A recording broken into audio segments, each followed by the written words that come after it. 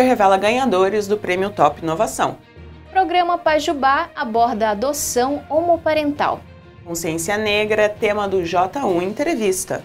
Quadro ODS vai falar sobre a importância da virada sustentável para o alcance dos objetivos da ONU. Editora Intersaberes lançará 7 obras da área da saúde. Reportagem especial revela os desafios enfrentados por pessoas pretas na política. Essas e outras informações você confere agora no Jornal Uninter.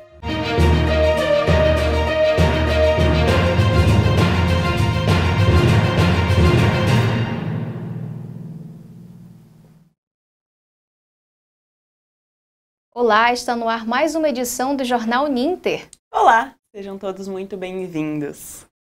A maternidade e a paternidade podem representar para alguns um desafio, enquanto para outros simbolizam a realização de um sonho. O programa Pajubá recebeu o Sidney de Lara, coordenador de egressos da Uninter, para uma conversa inspiradora sobre a adoção e a construção de uma família diversa e cheia de amor. Para esclarecer a parte burocrática do processo de adoção, o programa também contou com a presença da advogada Marise Mior, que trouxe informações legais e fundamentais que envolvem o processo. Você pode conferir o programa na íntegra pelo canal tv.uninter no YouTube. O dia 20 de novembro, conhecido como Dia Nacional de Zumbi dos Palmares e da Consciência Negra, será feriado em todo o Brasil. A data é dedicada à memória e resistência do povo negro em nosso país e também simboliza as lutas contra o racismo, por representatividade e igualdade. Infelizmente, essa igualdade não está presente em muitos espaços, como na política. Confira a reportagem especial. O Brasil é um país diverso, resultado das contribuições culturais de muitos povos.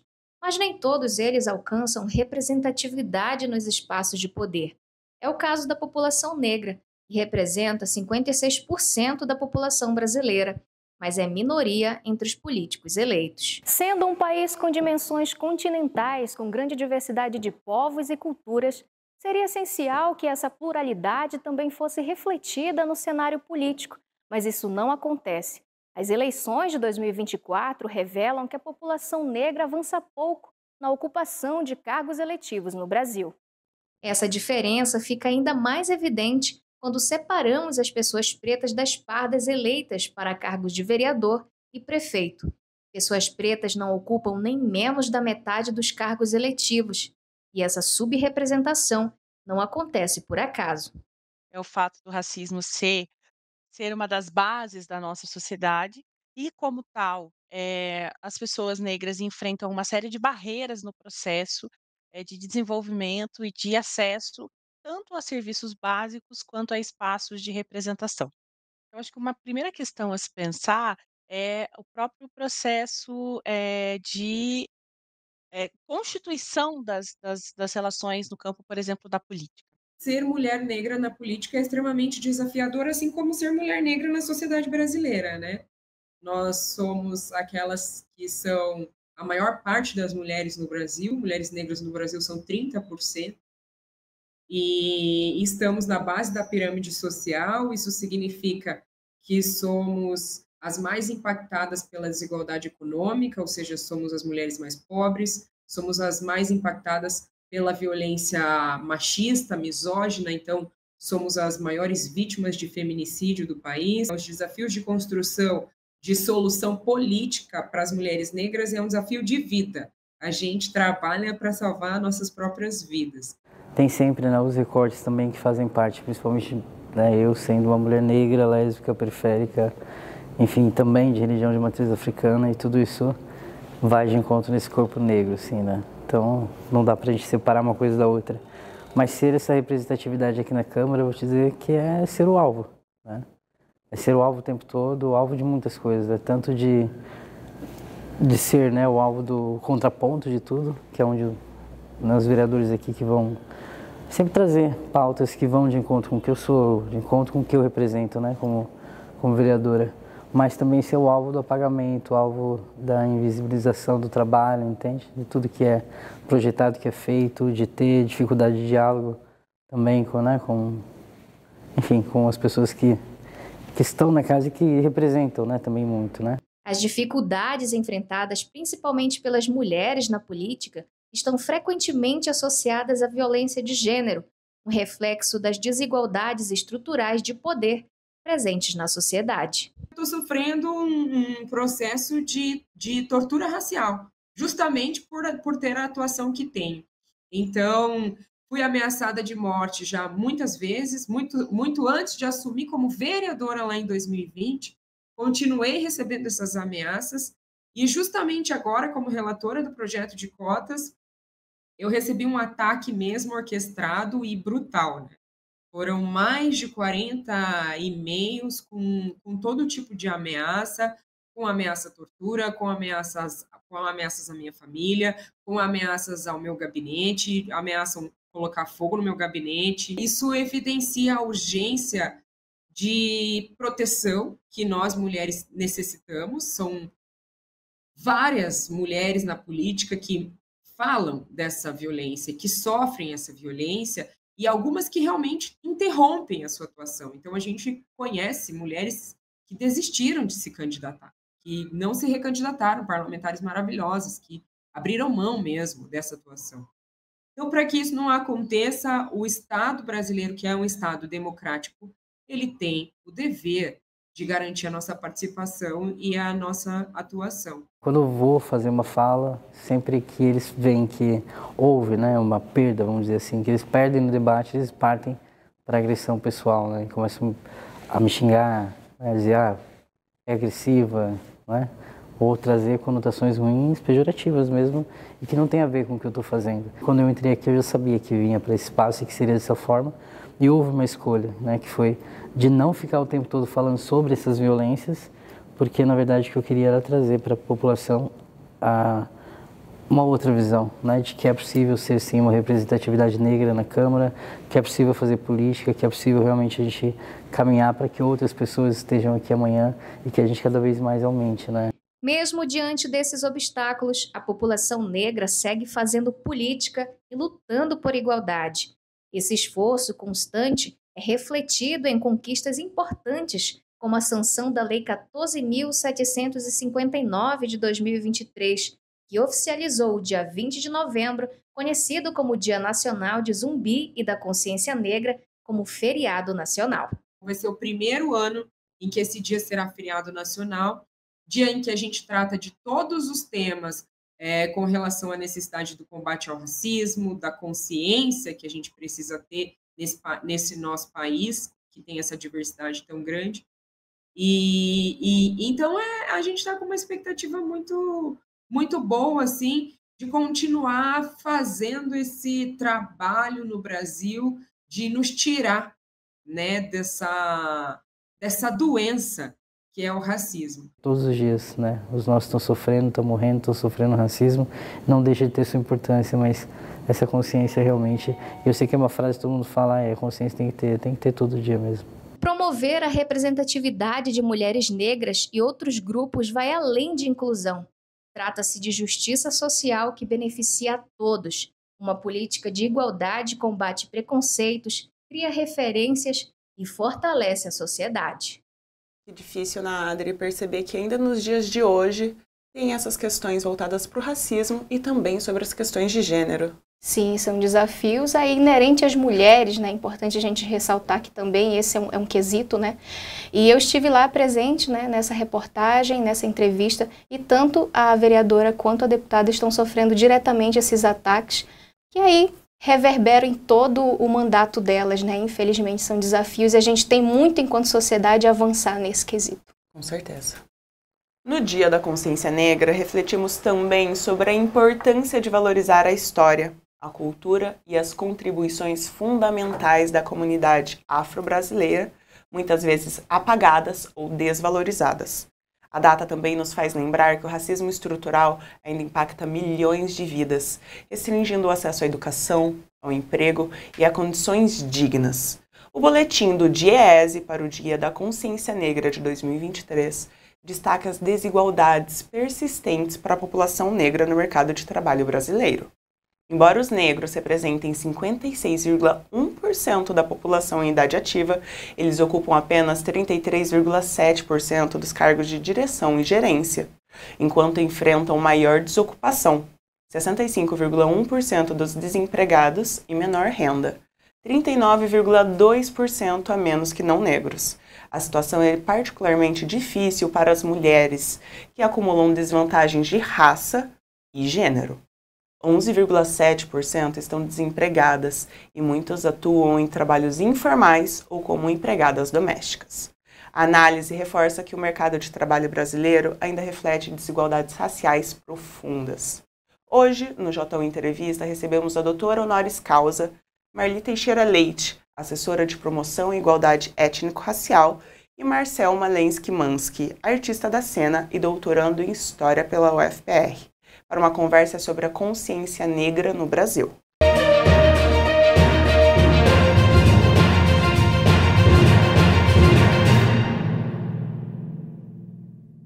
E já estão conosco aqui os nossos convidados, a doutora Marli. Muito obrigada pela presença, por você estar sempre aí, marcando presença aqui na TV Uninter.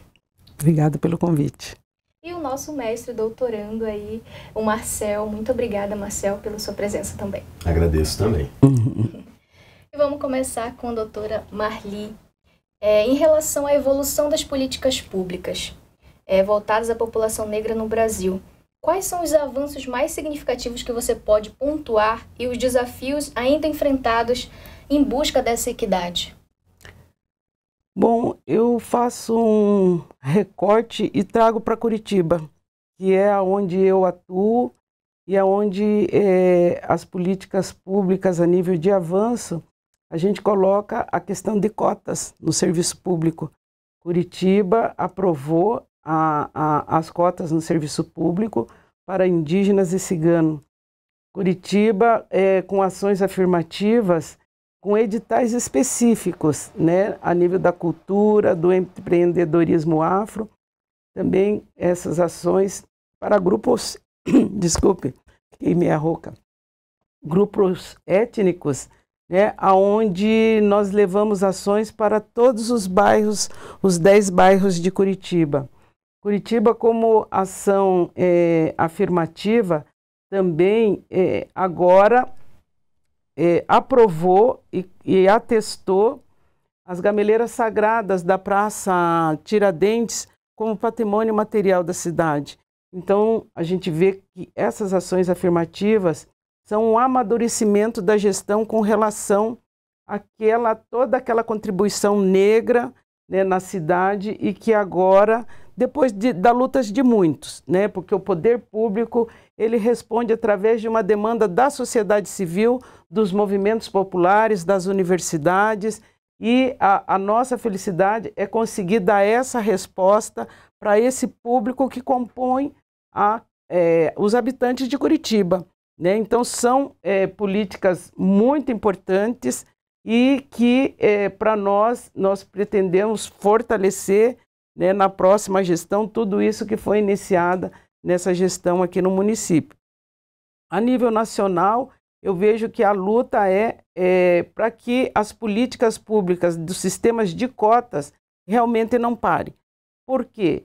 Né? Um país que teve quase 400 anos de sistema escravagista não quer agora, com 138 anos, né, que toda essa política que foi implantada após, quer dizer, não foi implantado, né, esse abandono, vamos dizer assim, com a população negra, que agora com 20 anos de ações afirmativas, isso seja resolvido. Então, realmente, os olhares se voltam a nível nacional com relação a essa política de cotas, porque com a formação do público negro, do povo negro, do jovem negro, nós podemos avançar e ocupar mais espaços que é nosso por direito.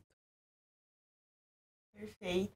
E como você vê, Marcel, a posição das artes, ali as manifestações culturais, como o teatro, na conscientização sobre as questões raciais pela parte da sociedade? A contribuição das artes é muito visível quando a gente percebe que em casos como a Lei 10.639 ou a 11.645, que trata do ensino da cultura africana e afro-brasileira nas escolas, né, e nas instituições de ensino, e que a gente ainda tem um desafio muito grande, né, Mali, de fazer com que essas leis funcionem na prática e que a história do povo negro, do povo diaspórico que construiu esse país seja vista, reconhecida e potencializada, para que a gente possa também apresentar um olhar mais digno, né? Apresentar a dignidade a povos que vieram antes de nós estarmos aqui. Por exemplo, antes de mim, muitas pessoas tiveram que lutar bastante, né? Que lutar muito para terem suas reivindicações atendidas. Então, quando a gente percebe que na sala de aula ainda há uma dificuldade muito grande de se apresentar esses conteúdos, a gente pode, por exemplo, recorrer à arte. E a arte, ela tem o poder da subjetividade, o poder do que está ali, aquilo que faz você se arrepiar, né? Então, conecta. A partir dessa conexão, você consegue assimilar e aprender sobre a sua história, por exemplo, sobre a luta de povos que vieram antes. Então, o povo africano, principalmente, é um povo que tem a arte em seu cotidiano. A gente também não pode arriscar aqui ter uma fala romantizada, mas a gente sabe que há uma diferença entre a arte africana, entre o teatro africano, por exemplo, e que ele estaria colocado num outro lugar, né, até na nomeação da palavra. Essa palavra teatro e essa palavra arte, a gente tem que pensar daí o que seria a arte, o que seria o teatro, mas partindo de uma manifestação artística, podemos dizer assim, africana, que a gente pode entender a contação de história, a figura do griot, a figura do djeli, que é aquele normalmente ancião e que tem o dom da palavra, e a partir da palavra ele perpetua a história daquele povo. Ele não deixa a história daquela família, daquela região e daquele contexto desaparecer. Então a arte tem a importância de perpetuar a nossa história e também de transformá-la, de alterá-la, de ressignificá-la, eu diria, porque ainda temos que ressignificar muitas coisas. Uma delas, por exemplo, é a ideia de que em Curitiba a gente não tem uma presença ou uma contribuição negra significativa. Uhum. E quando a gente sabe que a contribuição negra não só no país, mas em Curitiba foi muito importante. Então, por isso, todas as minhas iniciativas no âmbito da arte ou no teatro e muitos parceiros também, colegas de trabalho que se apresentam e propõem projetos relacionados à negritude, também estamos aí conectados para que a gente, através da arte, consiga acessar escolas públicas, consiga acessar teatros, instituições centrais da cidade ou periféricas também, para a gente conseguir falar sobre as questões da negritude e as questões da negritude afro-curitibana. Importante dizer que, como estou em Curitiba, venho falar aqui do lugar de onde venho, né? Então, sou um ator, um artista curitibano, afro-curitibano, e é importante que a gente afirme a origem desses artistas, de quem produz a arte aqui, e uma arte que não é ocidentalizada, uma arte que não é sobre uma reprodução do que vem sido feito já secularmente. Então, vejo que a arte ela tem uma importância muito grande, não só na educação, mas também na manifestação da subjetividade do ser, tanto da criança, quanto do adolescente, quanto do adulto, quanto daquela que tem, por exemplo, uma vontade, um interesse em atuar no teatro, mas não se vê no palco. Então, é importante que corpos negros estejam presentes na arte, no palco, no teatro, nas instituições, nas escolas, para que a gente tenha essa representatividade e essa identificação para aquela criança que assiste ou para aquele público que não está acostumado a assistir uma obra de arte, se veja, se identifique e pense, isso também pode ser para mim. E que lindo ver por toda a tua fala, né? Como essa é um pouco da mágica da arte e como as políticas públicas estão permeando todo momento, como eles se complementam e tá sempre uma ligada à outra, complementando a outra e realmente fazendo com que o objetivo seja alcançado. Eu vejo assim na fala dele, a gente tem um projeto chamado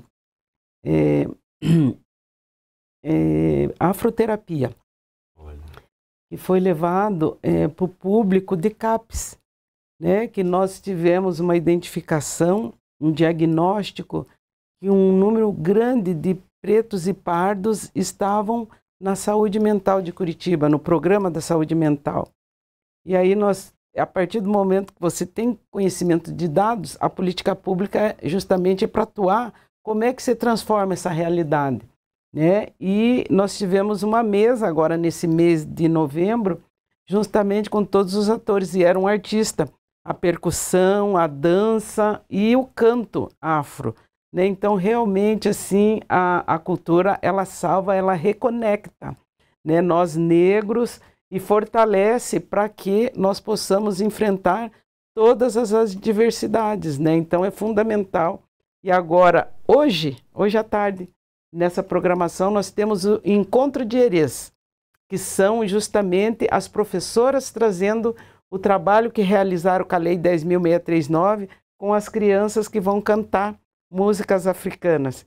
E amanhã tem os menorzinhos, né? Os da educação infantil, que vão assistir a peça A Sereia Angolana. Né? Então, assim, é uma programação que a gente trabalha também com a criança. E, de novo, a arte, né? Trazendo toda essa nossa demanda, essa nossa alegria, essa nossa forma de festejar esse dia, porque é o primeiro ano que o 20 de novembro é oficial na nossa cidade. Em algumas cidades acontecia, mas agora foi instituído isso como um decreto do presidente, né, da República, e aí a gente tem que comemorar com os nossos e com todos aqueles, né, que se identificam com a nossa cultura.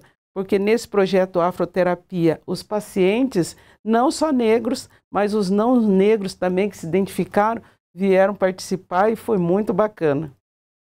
Que legal. E você falou você e o Marcel também falou sobre esse elo da educação e a cultura, né? Como a gente pode estar conectado para realmente alcançar essas demandas, né, da população negra. E eu queria te perguntar, porque esse ano a gente teve aí a redação do Enem, né? A temática super importante para a gente estar abordando aqui também. Em relação ao sistema educacional, como é que você avalia o processo, o avanço? Essa temática, ela reforça essa ideia de que a gente está caminhando bem nesse sentido? Abordando bem na educação? Eu acho que ela provoca, sabe? Eu acho que o tema, assim, para nós foi muito importante, esse tema, mas para nós também a avaliação pós o tema, como é que foi? Né? Porque, assim, para aquela instituição, para aquela escola que trabalhou esse tema com os alunos, com certeza foi um brinde, né? Agora, para aquela instituição que não trabalhou, como é que foi esse aluno? Como é que ele se sentiu com relação ao tema? Porque a gente sabe que tem sido assim negligenciado por algumas instituições, né? A Lei 10.639. Então, eu vejo assim que pós esse tema, né, a reflexão tem que continuar. Porque quem não trabalhou, por que não trabalhou? Quem trabalhou, como é que trabalhou? Né? E levar para as famílias também. Porque muitas vezes a escola promove ações que da Lei 10.639 e não tem o entendimento de que aquilo faz parte do currículo, que é importante, porque o racismo está instituído, instalado dentro dos lares.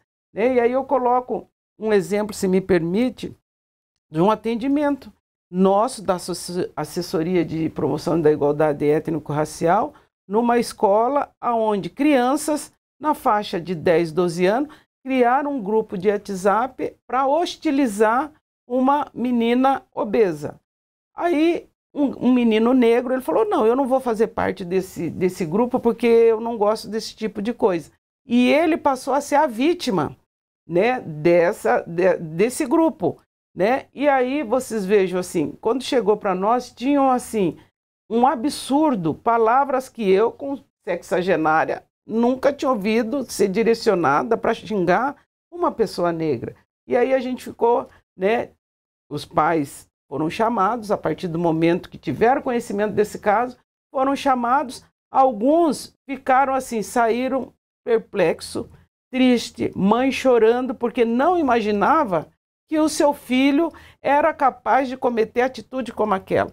Mas teve pais também que dizem, ah, isso é bobagem, isso é mimimi de vocês, deixa que eles se resolvam, né? Então, a gente, com esse tema, a gente faz uma reflexão com relação à nossa sociedade como um todo. Então, para mim, assim, foi importantíssimo esse tema e a gente quer que continue o MEC trazendo essas questões, que é uma forma também de fazer com que aqueles que não estejam trabalhando, que trabalhem a Lei 10.639, e para aqueles que estão trabalhando, realmente assim, né, ele possa ver o resultado do trabalho dele. Realmente. E na sua fala, a gente vê o uso das redes sociais. Hoje em dia a gente está no mundo tecnológico. Muitas plataformas digitais, redes sociais, e nesse caso, infelizmente, foi usado para agressão. Mas, Marcel, você vê também essa plataforma digital sendo usada para uma disseminação boa, uma consciência racial, uma luta antirracista? Olha, a rede social ela é bem polêmica, né? Essa plataforma, essas plataformas que a gente tem hoje, esse avanço tecnológico, é um uso que pode ser, pode pender para um lado ou para outro, né? Pode ser para o bem ou para o mal. Mas eu estava pensando aqui de um uso positivo. A gente pode trazer aqui, recordar um pouco a pandemia, né? Esse período em que a gente foi obrigado a se especializar em redes sociais, em ferramentas tecnológicas e conviver com esta nova realidade virtual, vamos dizer assim. E aí lembrei de um caso bem específico, que é o caso da filósofa Djamila Ribeiro. Então, este é um caso positivo de uso das redes sociais, de uso das tecnologias para disseminação, para ampliação do pensamento sobre a negritude brasileira, sobre a ideia do que seria uma proposição antirracista. Então, para mim, eu entendo a Djamila Ribeiro como um fenômeno das redes sociais de acessibilizar conteúdos, porque, e até falo isso também por ter participado de uma campanha que Djamila Ribeiro fez online durante a pandemia, e que se chamava Juntos pela Transformação. Essa campanha pretendia encontrar agentes transformadores em todos os estados brasileiros para que a gente pudesse elaborar estratégias e possibilidades de alcance a partir dos pensamentos e reivindicações da negritude. Então, tive a honra de ser um dos embaixadores da campanha Juntos pela Transformação, e como havia desenvolvido um trabalho nas comunidades quilombolas do Paraná, aqui com um projeto de arte, resgatando, afirmando, na verdade não é resgate, mas uma afirmação da história quilombola paranaense, a partir de um projeto artístico. Então, por isso, fui detectado pela Djamila e fui convidado a ser embaixador. E aí, esse projeto, ele previa a doação de 10 bolsas de estudo para cada embaixador encaminhar aos seus grupos e regiões. Então, quando recebo essas bolsas de Djamila, eu encaminho as comunidades quilombolas pelas quais eu passei durante esse projeto. Então, esse é um exemplo para mim assim evidente de que as tecnologias, as redes sociais, as plataformas digitais podem ser utilizadas de maneira positiva para que a gente possa reduzir os impactos do racismo hoje, por exemplo. A gente tem cursos também online, à distância, que foram desenvolvidos durante a pandemia, sim, e acho que essa é a contribuição que a pandemia nos traz, né? A nossa especialização, o nosso ter que lidar com esse meio digital.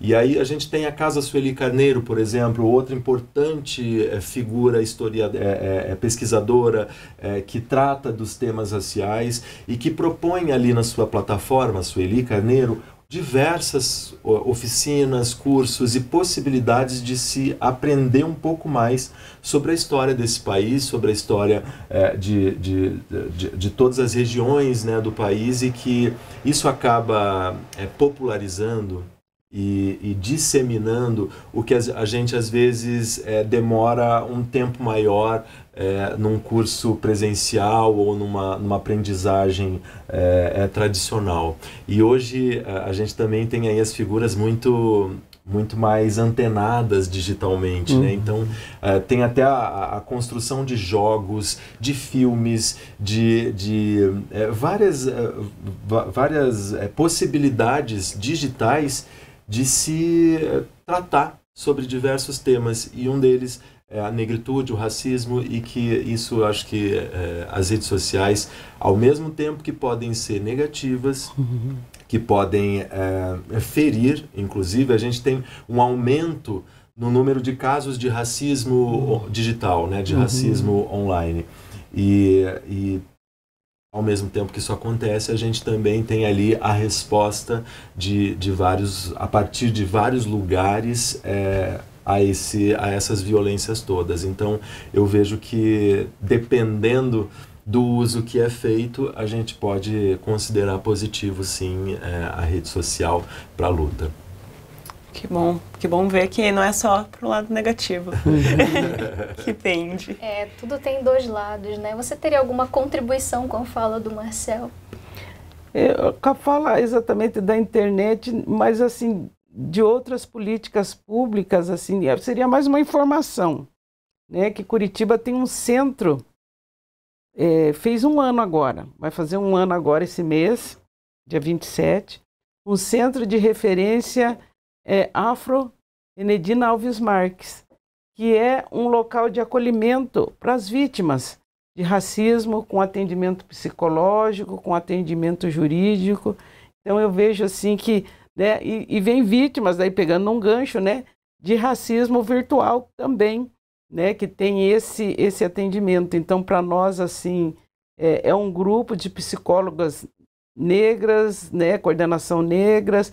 E aí as pessoas colocam, mas vocês estão fazendo racismo de ter esse grupo. Eu digo, olha, nós tratamos de vítimas, né? Porque colocaram assim, não, mas então o ginecologista tem que ser mulher, né? Não pode ser um homem ginecologista. Eu digo, olha, a saúde trata com pacientes, nós tratamos com vítimas.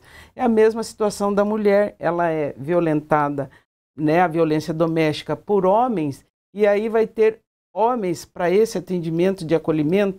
Então, no nosso caso, para a mulher tem um entendimento mais tranquilo. Agora, quando a gente coloca que é uma equipe de pessoas negras atendendo as pessoas vítimas, existe uma contestação, né?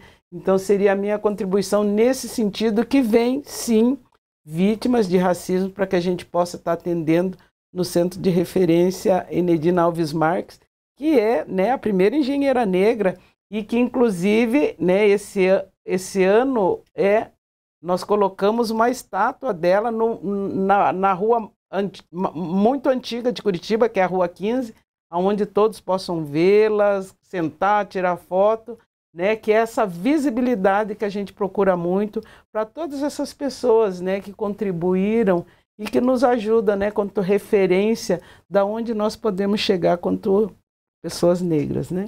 E aí eu vou ter que complementar também aqui e reagir a essa brilhante fala, porque eu acabei de realizar agora, na semana passada, um percurso de bicicleta pela cidade para falar sobre a história da Enedina Alves Marques. Então, que bacana. Foi muito bom poder fazer a convocação para esse percurso de bicicleta a partir da internet, a partir da rede social. Então, as pessoas, a rede social também tem essa importância de você disseminar, divulgar e fazer esses convites. Muitas pessoas acessaram através da rede social para estar lá no presencial e acessar a história da Enedina Alves Marques, que é ainda possível que a gente faça muito mais homenagem, porque a história dessa mulher é de uma importância muito grande, que assim como ela, a gente tem hoje, mais recente para mim, devo confessar, a história de Laura Santos, né? Uma poeta negra curitibana, e que a gente precisa usar essas ferramentas. Foi através da rede social que eu ouvi falar sobre Laura Santos. Então, foi a partir da rede social que também ouvi falar de Enedina Alves Marques. Infelizmente, a gente ainda tem um déficit na sala de aula a partir do roteiro, do plano de aula, das escolhas que são feitas pelos departamentos de educação das universidades, das escolas, das instituições, que não escolhem falar sobre essas figuras. Então a gente acaba conhecendo figuras como Enedina, como Laura, através da internet, através das redes sociais, quando deveria ser conhecido através da sala de aula. Então, está aí um papel positivo das redes sociais, das mídias digitais e da internet. Democratizar, né, o acesso que é dessas figuras que não são escolhidas, né, para ser abordada aí no cronograma de estudo do ensino básico. E fazendo uma adenda também aos direitos que as pessoas têm, por exemplo, o centro de acolhimento com o acolhimento psicológico e jurídico, importantíssimo o jurídico, sem dúvida, porque também temos que disseminar essa informação. Muitas pessoas às vezes sofrem e não sabem que elas têm um espaço acolhedor que está ali preparado para ajudá-las. O nosso quadro JU Entrevista encerra por aqui. Eu gostaria de agradecer do fundo do coração a presença de vocês. Foram falas, uma conversa que, né, precisaria de muito mais tempo para a gente debater, né? Mas a gente tem um espaço curto. Mas vocês sintam-se convidados para vir aqui, né? Nós temos uma programação semanal aqui da TV Uninter, então vocês são nossos convidados especiais. Muito obrigada. Agradeço também a possibilidade de estar aqui, de estar aqui junto com esta rainha, podendo falar aqui um pouco do que a gente ainda precisa insistir e falar e repetir o quanto for preciso. Muito obrigado. Eu também agradeço a oportunidade, porque as políticas públicas que estão à disposição da comunidade, a gente ainda não tem uma divulgação, né, da forma que a gente gostaria. Então, essa oportunidade que vocês estão dando, né, para nós é fundamental, para que a gente possa disseminar tudo que está à disposição da comunidade afro-curitibana, né? E a gente fica por aqui.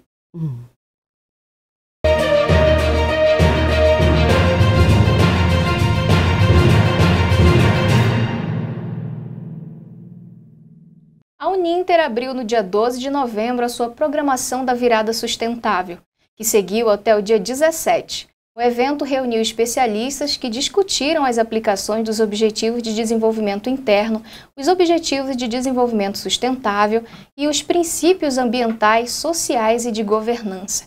O objetivo do evento foi promover a troca de experiências e fortalecer parcerias para alcançar os objetivos da ONU, em um esforço global para erradicar problemas emergentes. A Virada Sustentável Uninter é uma parceria com o Festival Virada Sustentável, que pela primeira vez passou pela cidade de Curitiba. O evento aconteceu no dia 4 a 17 de novembro e trouxe uma série de programações culturais e inovadoras à capital paranaense, em torno da sustentabilidade. E no quadro Odessa em Pauta dessa semana, vamos falar sobre o papel da virada sustentável no alcance dos objetivos da ONU e a parceria da Uninter com o festival. Nossa equipe está com a professora Vanessa Rolon, que vai falar mais sobre o assunto.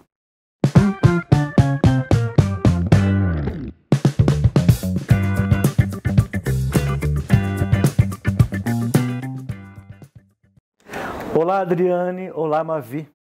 No quadro ODS dessa semana, vamos abordar o assunto sobre a virada sustentável.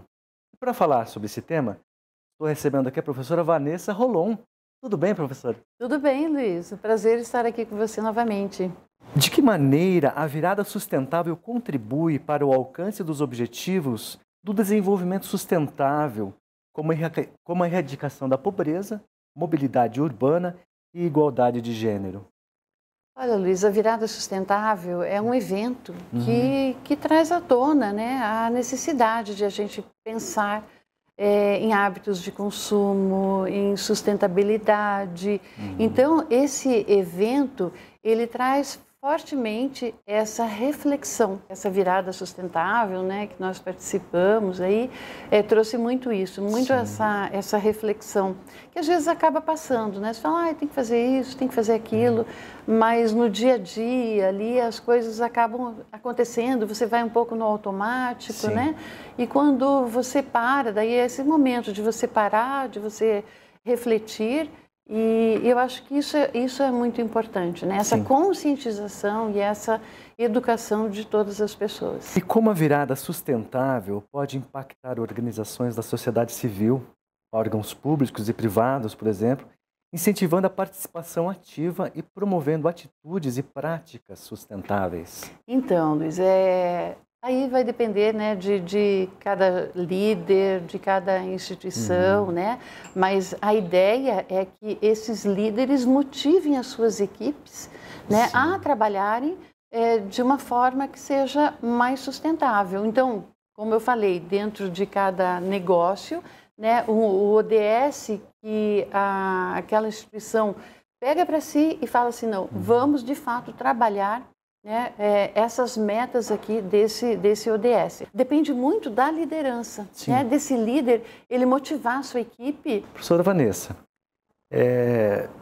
de que forma a virada sustentável pode promover uma abordagem positiva e eficaz na transformação de atitudes? São as pequenas ações, o dia a dia e o todo, né, as ações de todas essas pessoas que vivem nesse planeta, que vão fazer a diferença para que a gente, de fato, tenha essa sustentabilidade. Agora, o que eu acho também assim, muito importante é que os empresários, muitos, acabam vendo, trabalham com isso ou falam da sustentabilidade por ser uma demanda, né, da sociedade, mas que muitas vezes tem essa visão de que, olha, investir em sustentabilidade é custo.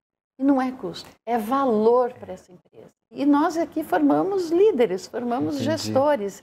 Então, trazer essa educação, essa conscientização, essa mudança de hábito é muito importante. Gostaria de fazer a última pergunta. E como que é a participação da Uninter nessa virada cultural? Como que está sendo?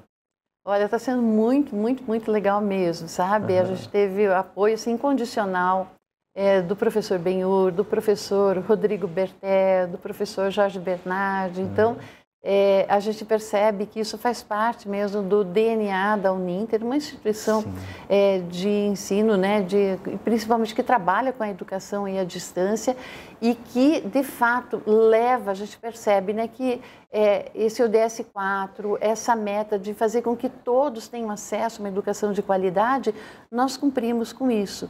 Mas, mais do que isso, né, nós formamos esses gestores, né, para que eles sejam os líderes de amanhã, os líderes que farão a diferença. A gente sempre fala, né, que eu preciso formar cidadãos que sejam transformadores, né, da realidade, que trabalhem a locorregionalidade. Agora eu vou puxar um pouquinho aqui para o curso, porque a gente já recebeu aí vários prêmios e trabalha bastante, né, com os ODS. Inclusive, recebemos um prêmio mês passado e na segunda edição lá também do Prêmio Angrade, recebemos um prêmio com louvor. E justamente por esses projetos que quem desenvolve, nós propomos. mas quem desenvolve? Os nossos estudantes. Sim. Então, estar participando dessa virada sustentável, eu acho que foi assim um presente, né, para nós, porque a gente pôde mostrar, e mais do que mostrar, incentivar com que essas pessoas, a audiência que esteve conosco, né, durante essa virada sustentável, continua, mas ao longo do dia, né, de toda a programação ali que nós tivemos, com que essas pessoas de fato vejam, né, o nosso propósito, né, de formar cidadãos. Professora Vanessa, muito obrigado pela sua colaboração. Foi um prazer estar aqui com você, Luiz. Adriane, Mavi, chegamos ao final de mais um quadro ODS, onde falamos sobre a virada sustentável. É com vocês no estúdio.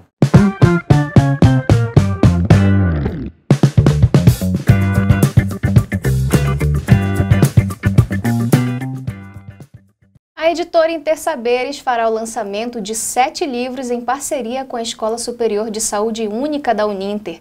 O evento acontece no dia 29 de novembro, das 18h30 às 21h30, na Livraria da Vila, no Shopping Pátio Batel, em Curitiba. A entrada é aberta ao público e conta com a apresentação das obras pelos próprios autores no auditório do espaço. A editora Intersaberes está presente no mercado há 18 anos e se consagra como uma das maiores no ramo acadêmico no Brasil, possuindo mais de 2.500 publicações. Dentre as temáticas dos livros que serão lançados estão alimentos funcionais, estratégia de gestão efetiva na enfermagem, podologia integral e saúde única, humana, animal e ambiental. A Uninter realizou a 4ª edição do Prêmio Top Inovação, evento que premia ações inovadoras e transformadoras para o desenvolvimento socioeconômico do Brasil. Confira na reportagem. A 4ª edição do Prêmio Top Inovação reconheceu os projetos vencedores em uma cerimônia de premiação realizada no auditório da Unidade Garcês no dia 9 de novembro. Neste ano, foram 146 projetos participantes da premiação, realizada em uma parceria da Uninter com a Fundação Wilson Pica. O objetivo da premiação é destacar projetos de instituições públicas e privadas que tenham como propósito gerar avanços e benefícios para a sociedade. A cerimônia de abertura contou com a presença do vice-reitor Jorge Bernardi, do pró-reitor de pesquisa e pós-graduação Nelson Castanheira e do fundador do prêmio Ricieri Garbellini. A Fundação Wilson Pickler tem a honra de ser a patrocinadora desse evento, porque a inovação ela não está à nossa direita ou à nossa esquerda, na frente, atrás, embaixo, em cima. A inovação está na cabeça. E todos os projetos que foram classificados e ganharam, eles já se tornaram ações que mudaram a vida das pessoas. No processo de top inovação, a Fundação nos deu um total apoio. Lembrar que quem criou esse programa foi o professor Ricieri Garbellini, da pós-graduação da Uninter, e que foi um projeto tão bom que já está na sua 4ª edição. E junto com a professora Sandra e com a professora Caroline Brasil, a gente desenvolveu a primeira sementinha há 3 anos atrás. E esse ano vocês já estão vendo aí a repercussão positiva, que é a 4ª edição do Top Inovação. É uma alegria imensa estar aqui conversando, porque aquele pequeno projeto pós-pandemia hoje está trazendo resultados muito grandes aí para toda a academia. Marcado por muitas emoções, o evento premiou projetos de diferentes categorias, entre elas educação, saúde, direitos humanos, empreendedorismo, engenharia, marketing e comunicação, meio ambiente e sustentabilidade. O destaque da edição ficou com o projeto Televisando, vencedor geral do evento.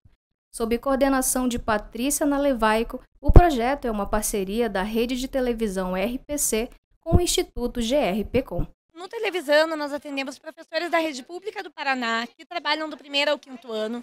Já estamos em mais de 220 municípios e há 16 anos fazendo esse projeto lindo acontecer. Nós oferecemos formação continuada, reconhecimento, visibilidade, além, é claro, de uma metodologia que ensina a levar justamente a inovação para a sala de aula, para que eles consigam formar alunos protagonistas e também inovadores, por meio das mídias e das tecnologias. O prêmio Polo vencedor da vez foi o Polo Garcês, com o maior número de inscrições homologadas. A importância do prêmio é no sentido de continuar incentivando o trabalho que é feito, não só por nós, Polo Garcês, mas também os demais polos, no sentido de trazer mais projetos e servir como um modelo, eu posso dizer, de incentivo a que o número desses projetos continue aumentando